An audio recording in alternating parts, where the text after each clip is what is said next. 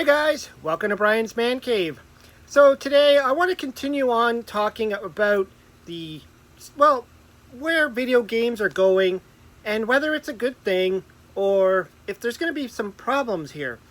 And I want to kind of focus on what a lot of people are talking about now and kind of telling me in chats and all that stuff and in comments in the video is talking about video game streaming becoming the norm, as in eventually we're going to have subscriptions, and we're not going to necessarily have, well, we're not going to be able to buy these anymore.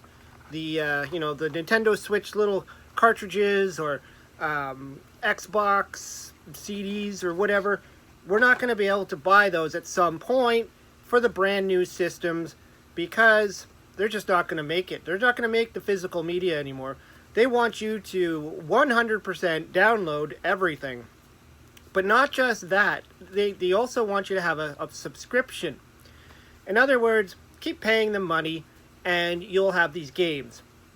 Which harkens back to renting, in my opinion.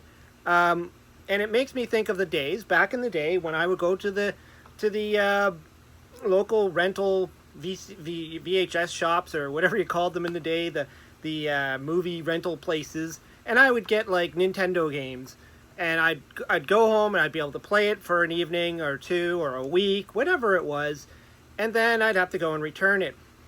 Now that's a little bit different than a subscription, obviously. A subscription is what the video stores essentially became, which is a now like Netflix. Netflix origins were in fact they were a company where you would kind of have a CD or DVD, I should say, mailed out to you.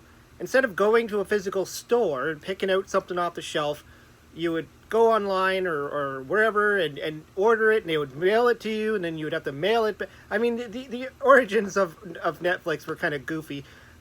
Even at that time, I thought it was pretty stupid. I'd rather just go to the corner store, 5 minutes away, and pick out a video with my own hands than have someone mail it. And then we even had these machines for a while. I remember these.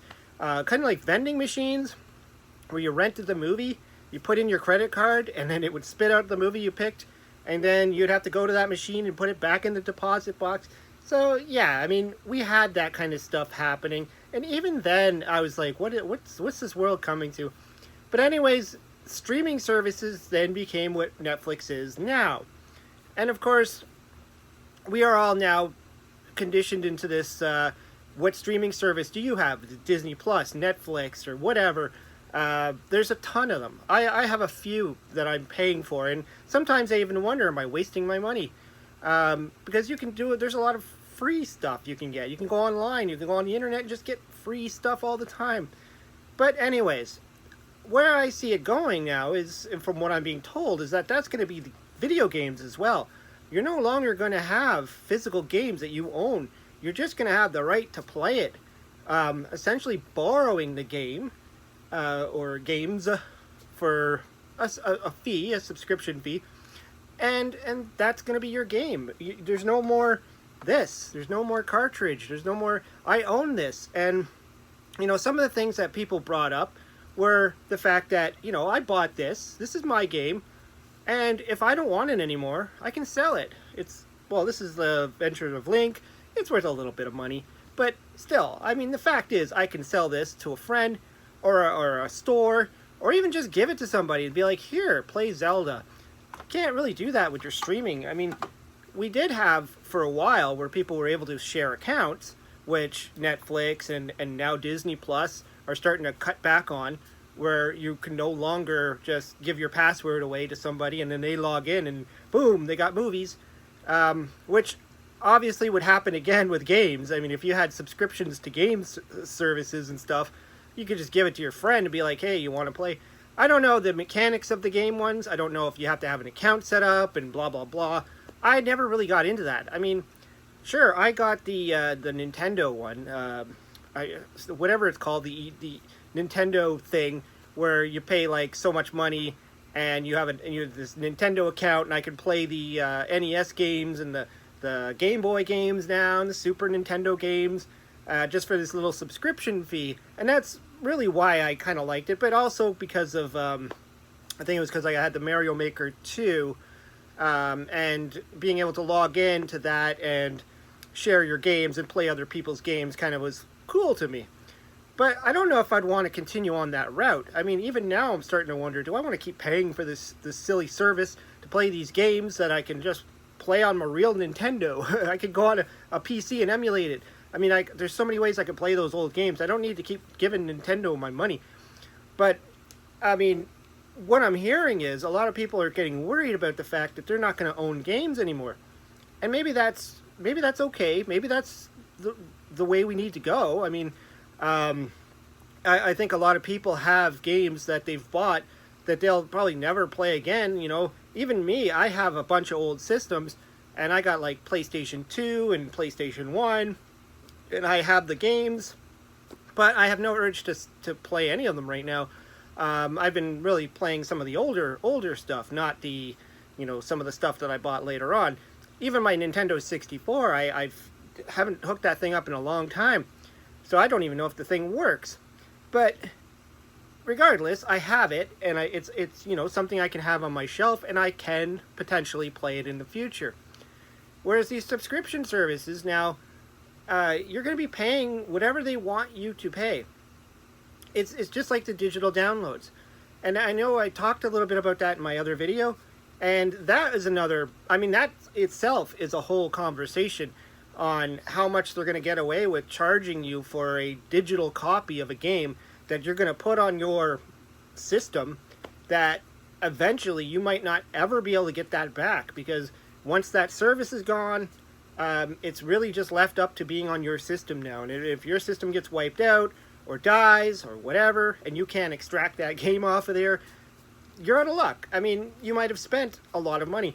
Now for me, I didn't really get too much into digital downloads. I've only downloaded like less than probably 10 games since I've had the ability to do so with my Wii.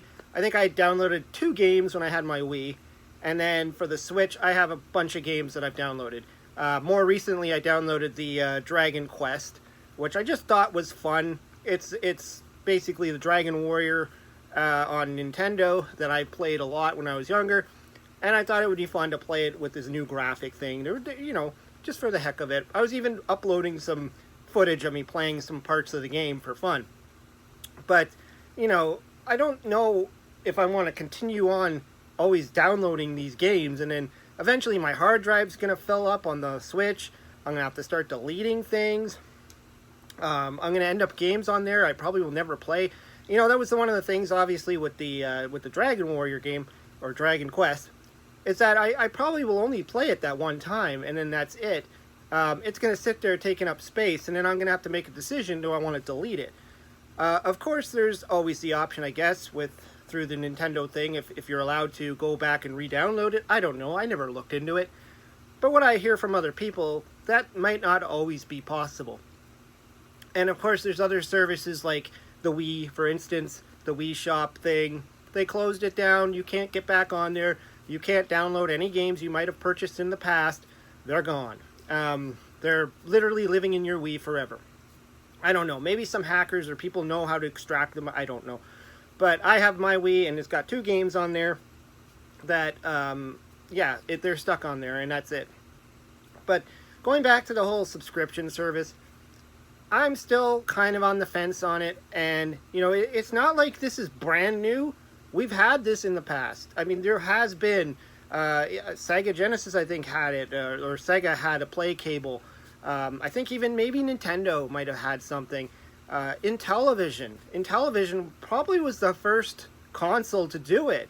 It had the Intella, what do they call it? Something cable, IntelliCable or something like that. The name of it's slipping my mind. But it was something that was introduced as a way to plug it in through cable and then essentially download a game and play it. For the little bit of research I've done on the thing, because it only was tested in a certain area or something like that, certain areas where it was actually active and it worked. I never heard of it when I was a kid. I didn't know it existed. That would have blown my mind at the time. But yeah, I mean, the thing, you could get them today from people, but they literally do nothing. Anyways, yeah, so the service was something that evolved, and it's been there.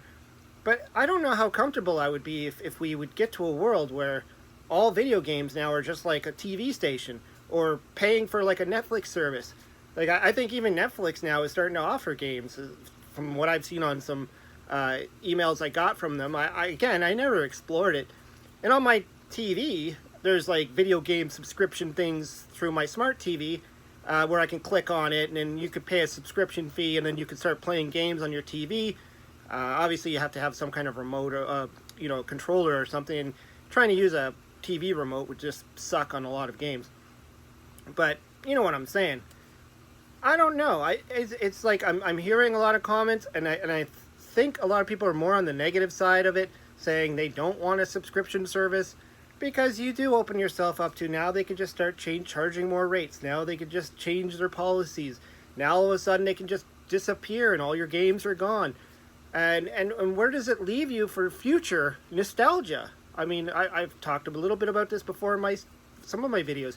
What's the future of these games? Are they going to have to try and bring them back through more streaming services 20 years from now? Are we going to reverse back and start going back to cartridge games? I don't know. Anyways, I just wanted to talk about it. It's a fun topic, and I think a lot of people like to get engaged in this one. Anyways, throw some comments down below. Let me know what you think. I hope you subscribe, and I'll talk to you later.